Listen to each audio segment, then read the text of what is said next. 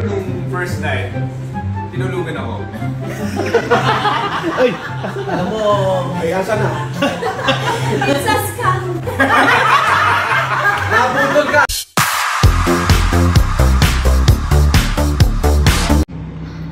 Ay, asawa ko!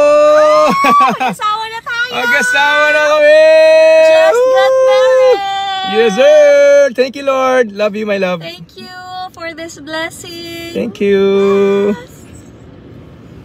Come to Papa! Sasayaw na yan! Sasayaw na yan! Sasayaw na yan! Ako, magiging honest ako. Pero grabe yung ngiti ko talaga. Pero nung first night, tinulugan ako. Ay! Alam mo, ay asa na? It's a scam! Nabudol ka! Pero naiintindihan ko naman kasi talagang ang aga niya nagising eh, di ba? Nag-live, nasa live ka pa noon. Nag-live ka pa noon, so talagang naiintindihan ko. Pero sa aminin namin sa'yo na habang nag-gusto kami bago kayo kanisal, yun talaga plano niya. Tulugan! Sabi talaga, anong gagawin ko? Sabi, may nagpayo, hindi ko na sasabihin ko sino. Tulugan mo! Ginawa pala. Kasi hindi ko na talaga maramdaman yung buong katawan ko. Ang pangit naman nun, di ba? Ay! Pumasok na lahat. Love Trip, ang hatid ng bagong kasal na sina Shaira Diaz at A.A. Guzman nang ikwento kung anong nangyari sa unang gabi nila bilang mag-asawa. Magkasamang umapir ang newlyweds sa episode ng unang hirit ng GMA7 kaninang umaga, Agosto 18, at dito nga nila ibinahagi ang mga eksena sa kanilang first night as married couple. Ang tanong agad ng news anchor at co-host ni Shaira sa unang hirit na si Arnold Clavio ay kung tinupad ba ng aktres ang promise nito na magiging masaya na si EA sa first night nila after ng wedding. Bukas naman ang mag-asawa sa pagsasabing hindi sila nag-sex sa mahigit isang dekada nilang relasyon. Talagang naghintay si EA na maikasal sila bago ang pagtatalik. Yung pangako ba niya noong sa dambana noong kinasal kayo na magiging masaya ka na mamaya? EA, kumusta ka naman? Tanong ni Igan. Sa mga hindi masyadong aware, ang ibig tukuyin ni Igan ay kung naglabing-labing o nag-sex ba agad-agad ang celebrity couple after ng kasal. Napakasaya, Diyos ko po. Pero magiging honest ako, pero grabe yung ngiti ko talaga. Pero nung first night, tinulugan ako. Pero naiintindihan ko naman kasi talagang ang aga niyang nagising. Di ba nasa live ka pa nun ng unang hirit? Say ni AA kay Shaira. Ang hirit ni Shaira habang natatawa sa revelasyon ni EA, it's a scam. Nag-explain ang actress at TV host hinggil dito kasi hindi ko na maramdaman yung buong katawan ko, sobra. Ang pangit naman, bigla nang pinigilan ni Arnold si Shaira sa susunod nitong sasabihin dahil baka raw may mga batang nanonood sa kanila. Nagpatuloy naman si EA sa pagkukwento. Pagka-uwi namin ng bahay, iba yung ramdam namin sa isa't isa na iba na yung kakaibang spark, basta kakaiba. Saad naman ni Shaira, palagi ko siyang pinapalo, lagi kong inaamoy, parang ang clingy ko. Tanong uli ni Arnold sa bagong kasal kung ano ang pagkakaiba ng 12 taong relasyon sa unang gabi nila bilang mag-asawa. Magical.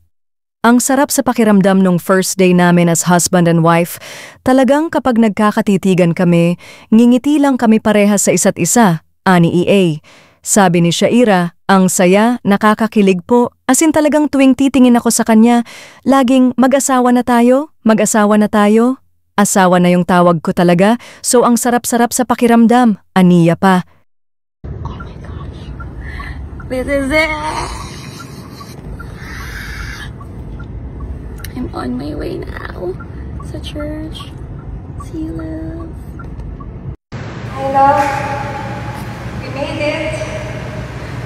We're finally here. Standing in front of you today, I can't help but think about all the moments that led us to this one.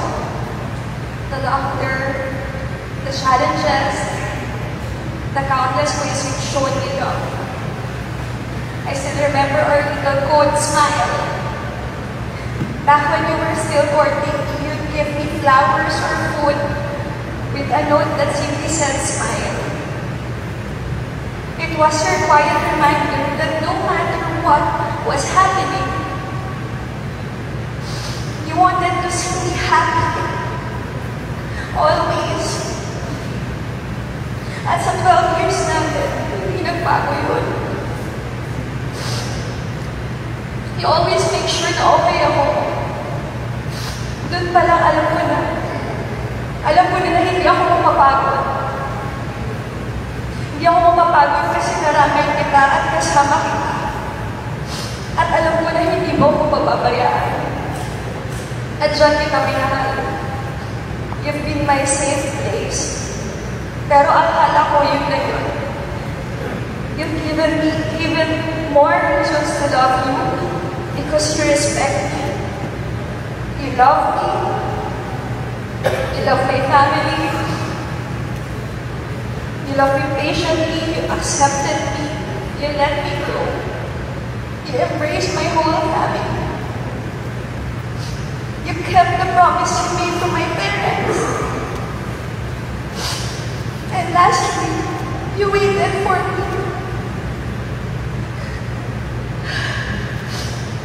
For 12 years, you waited for me. And for that, I will always be proud of you, of us, and forever grateful that we kept our promise to the Lord. So thank you. Thank you for waiting for me. And I promise, from this day forward, you'll never have to wait again.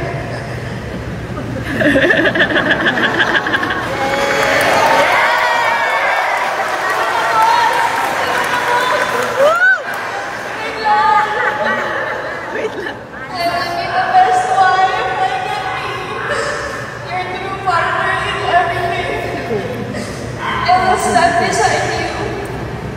You'll always be my greatest blessing, my husband,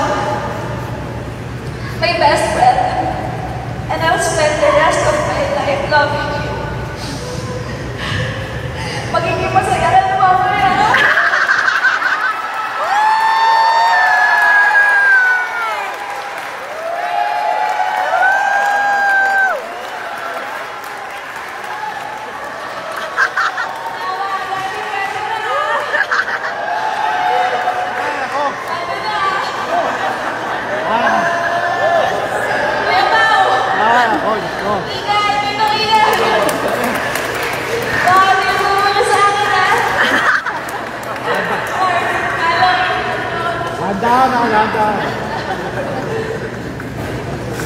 Wah.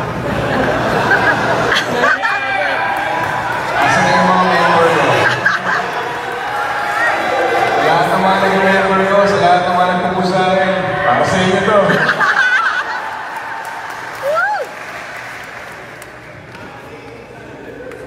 Happy? Happy. Thank you.